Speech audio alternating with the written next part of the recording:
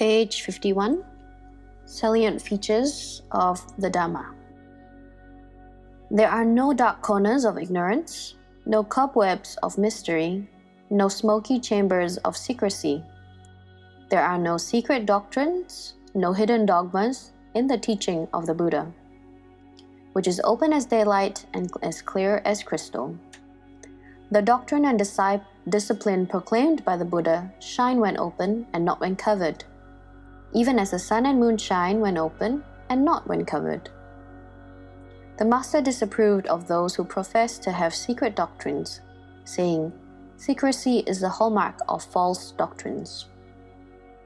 Addressing the disciple Ananda, the Master said, "I have taught the Dhamma, Ananda, without making any distinction between exoteric and esoteric doctrine. For in respect of the truths, Ananda, the Tathagata has no such thing as a closed fist of a teacher who hides some essential knowledge from the pupil. A Buddha is an extreme rarity, but is no freak in human history. He would not preserve his supreme knowledge for himself alone. Such an idea would be completely ridiculous and aberrant from the Buddhist point of view, and to the Buddha, such a wish is utterly inconceivable." Driven by universal love and compassion, the Buddha expounded his teaching without keeping back anything that was essential for man's deliverance from the shackles of samsara, repeated wandering. The Buddha's teaching from beginning to end is open to all those who have eyes to see and a mind to understand. Buddhism was never forced upon anyone at the point of a gun or a bayonet. Conversion by compulsion was unknown among Buddhists and repugnant to the Buddha. Of the Buddha's creed of compassion, H. Fielding Hall writes in The Soul of a People, "There can never be a war of Buddhism. No ravished country has ever borne witness to the powers of the followers of the Buddha. No murdered men have poured out their blood on the hearthstones, killed in his name. No ruined women have cursed his name to high heaven. He and his faith are clean of the stain of blood. He was the preacher of the great peace, of love, of charity, of compassion, and so clear is his teaching that it can never be misunderstood." When communicating the Dhamma to his disciples, the Master made no distinctions whatsoever amongst them, for there were no specially chosen favorite disciples. Among his disciples, all those who were arhats, who were passion-free, and had shed the fetters binding to renewed existence, had equally perfected themselves in purity. But there were some outstanding ones who were skilled in different branches of knowledge and practice, and because of their mental endowments, they gained positions of distinction. But special favors were never granted to anyone by the Master. Upali, for instance, who came from a Baba's family, was made the chief in matters of discipline, Vinaya, in preference to many arhats who belonged to the class of the noble and warriors, Kshatriya. Sariputta and Moggallana, Brahmins by birth, because of their long-standing aspirations in former lives, became the chief disciples of the Buddha. The former excelled in wisdom, Panya, and the latter in supernormal powers, Iti.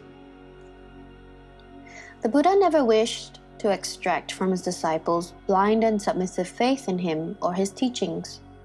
He always insisted on discriminative examination and intelligent inquiry.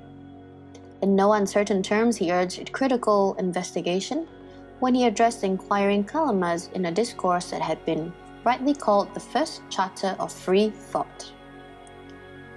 "Come, Kalamas, do not go by oral tradition, by lineage of teaching, by hearsay, by collection of scriptures, by logical reasoning, by inferential reasoning, by reflection on reasons, by the acceptance of a view after pondering it, by the seeming competence of a speaker, or because you think the ascetic is our teacher, but when you know for yourselves, these things are unwholesome, these things are blamable, these things are censured by the wise, these things, if untaken and practiced, lead to harm and suffering, then you should abandon them. And when you know for yourselves, these things are wholesome, these things are blameless, these things are praised by the wise, these things, if undertaken and practiced, lead to welfare and happiness, then you should engage in them. To take anything on trust is not in the spirit of Buddhism, so we find this dialogue between the master and the disciples. If now knowing this and preserving this, would you say, we honor our master, and through respect for him we respect what he teaches? No, Lord. That which you affirm, O disciples, is it not only that which you yourselves have recognized, seen, and grasped? Yes, Lord. The Buddha faced facts and refused to acknowledge or yield to anything that did not accord with truth. He did not want us to recognize anything indiscriminately and without reason. He wants us to comprehend things as they really are, to put forth the necessary effort and work out on our own deliverance with mindfulness. You should make the effort, the Tathagatas point out the way. Bestir yourselves, rise up, and yield your hearts unto the Buddha's teaching. Shake off the armies of the king of death, as does the elephant a reed-thatched shed. The Buddha, for the first time in the world's history, taught that deliverance should be sought independent of a savior, be he human or divine. The idea that another raises a man from lower to higher levels of life and ultimately rescues him tends to make men indolent and weak, supine and foolish. This kind of belief degrades a man and smothers every spark of dignity from his moral being. The enlightened one exhorts his followers to acquire self-reliance. Others may lend us a helping hand indirectly, but deliverance from suffering must be wrought out and fashioned by each one for himself, upon the anvil of his own actions. This is completion at page 55.